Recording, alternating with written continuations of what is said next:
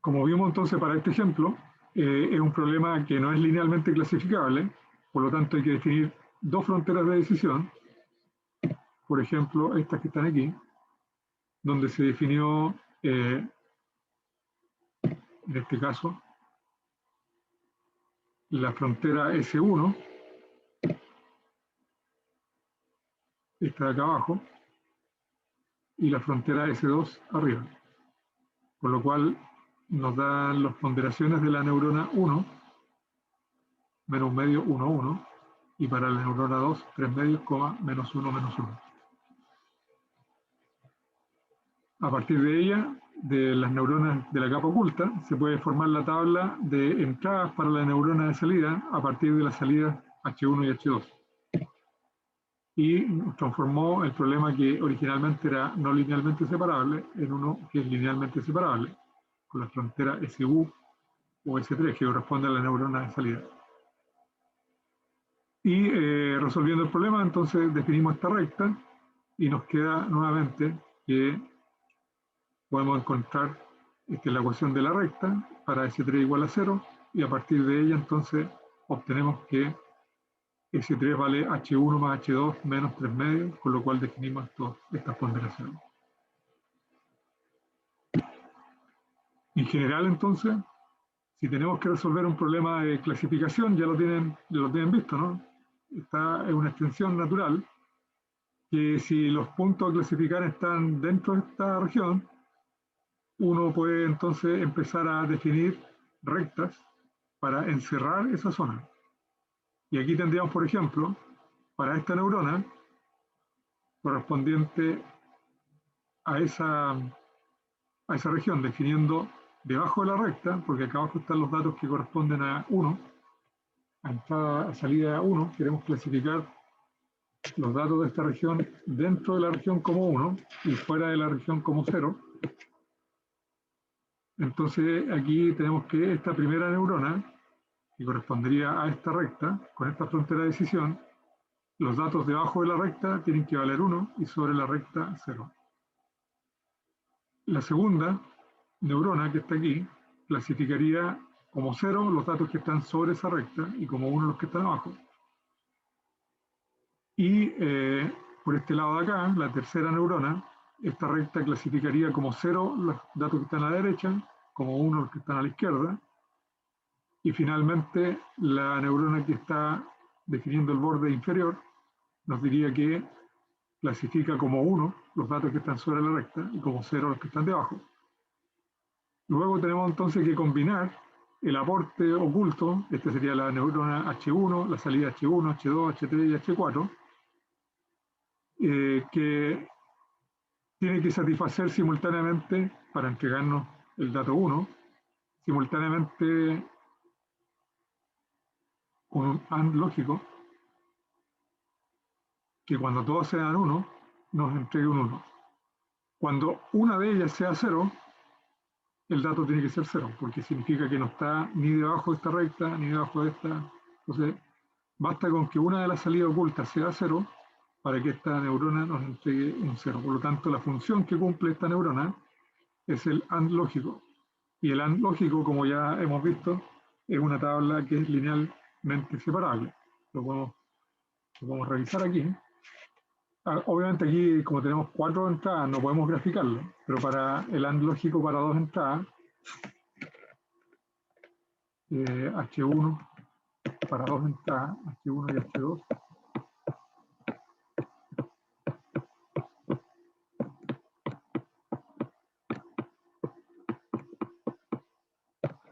la salida, y si las dos son 0, la salida es 0, esto es un 0, y 1 solamente si las dos salidas son 1.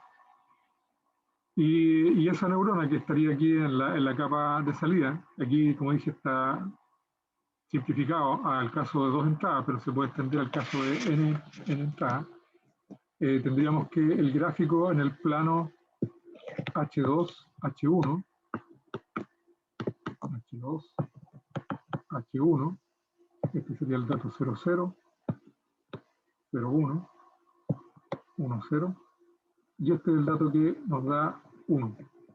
salida 1. Y es linealmente separable. Tendríamos ahí esa frontera de decisión para la neurona de salida. El problema viene ahora de que gráficamente no es fácil, bueno, si no es imposible, que uno imagine para 4 entradas el gráfico que resulta y cómo se calcularía el hiperplano. Entonces, hay que ya sea aplicar la metodología de las inecuaciones y resolver el sistema de inecuaciones, o aplicar un método que esté basado en optimización.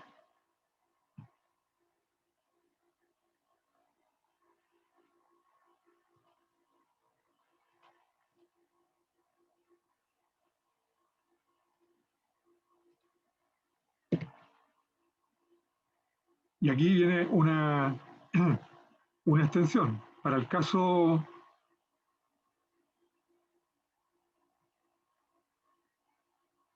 en que las regiones ya sean más complejas, que no sea poligonal, por decirlo así. Cada región aquí, en el caso, en el ejemplo anterior, la región es poligonal. Pero si la región a clasificar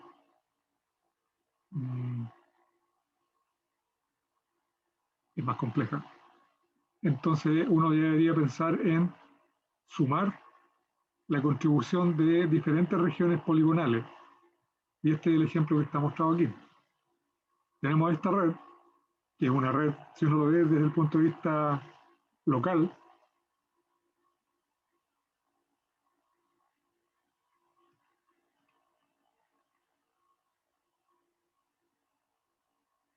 esta de aquí viene a ser una red de 2 capas, que tiene 4 entradas,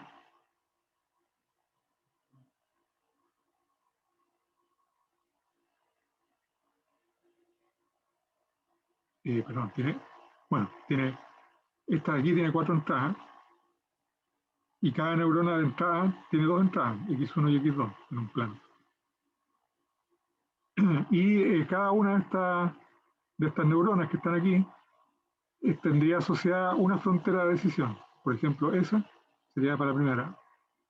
Después esta otra, el orden que uno elija, la segunda, y así sucesivamente. Entonces uno podría gráficamente definir los parámetros de cada una de estas 4 neuronas para formar la primera región con el AND. Aquí, en esta neurona de acá, es el AND, porque los datos de entrada tienen que satisfacer el AND lógico para que el dato esté dentro de esa región.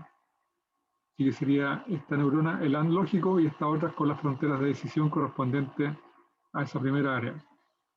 Bueno, parece que el dibujo correspondía a esta de acá arriba, la primera área. Después, esta otra red de 2 capas correspondería a la segunda región, que está aquí. Esta otra a la tercera y finalmente esta otra a la última que está acá más abajo. Y dentro de cada una de estas regiones, cada neurona cumpliría un papel de acuerdo con las rectas que definen esas regiones. Esta recta asociada a los parámetros de esta neurona y así sucesivamente. Esta neurona también cumpliría una función AND para poder clasificar en esa región. Esta también sería el AND y el AND. Y ahora tendríamos que cada una de estas salidas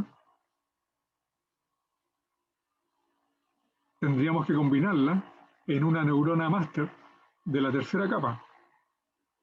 Ahora los datos pueden pertenecer a esta región, o a esta región, o a esta, o a esta. Entonces la función que cumple esta neurona acá es la del OR lógico. Porque basta con que una de estas neuronas, clasifique que el dato pertenece a una de estas subregiones para que la clasificación global sea 1. Entonces podemos hacer el mismo ejercicio para 2 entradas, obviamente, de cuál sería la funcionalidad que cumpliría esta neurona de salida en el caso de regiones complejas. Aquí la salida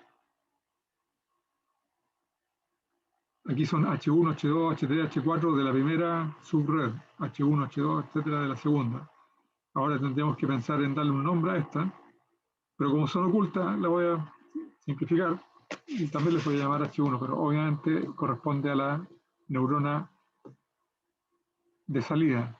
Entonces, para H1, H2 y la salida I, con la función OR, esto puede ser 0, 0, 0, 1, 1, 1. Ya, y entonces, si es el OR lógico, basta con que una de ellas sea 1. Y tiene que ser, aquí es una buena pregunta, tiene que ser el OR exclusivo, ¿no? Esta de aquí da 0, porque ningún dato pertenece a ninguna región. Aquí al menos hay unos que pertenecen a una de las regiones, a una de las regiones. ¿Y a esta qué le asocio? Pueden haber datos de entrada que pertenezcan a una región y también a otra. Ese caso no se da. Por lo tanto, yo no debería considerarlo, porque si considero que ese dato es imposible y la salida debería dar 0, es que ni siquiera, como nunca se da, no puedo asociarle 0 porque estaría tratando de que esta neurona implementara el OR exclusivo. Y ya sabemos que el OR exclusivo no es factible de implementar con una sola neurona. Por lo tanto, si queremos implementar el OR lógico, tenemos que considerar de que aunque ese caso no se va a dar nunca, la salida para ese caso, que nunca se va a dar, es 1. Y ahí entonces este sí que lo podríamos separar por una sola recta, y eso lo podemos ver con el gráfico, H2 versus H1, tendríamos que para el 0, 0, la salida nos da 0, y para todas las otras combinaciones nos da 1. Entonces este nos da 1, este de aquí nos da 1, y este de aquí nos da 1. Por lo tanto, esta recta nos permitiría clasificar para implementar el OR lógico para el caso de 2 entradas. Obviamente, como ya les he dicho, para el caso de más entradas ya no es tan trivial poder determinar los parámetros de las funciones sinápticas de ponderación por geometría. Tenemos que hacerlo ya de forma computacional. Estamos pasados la hora.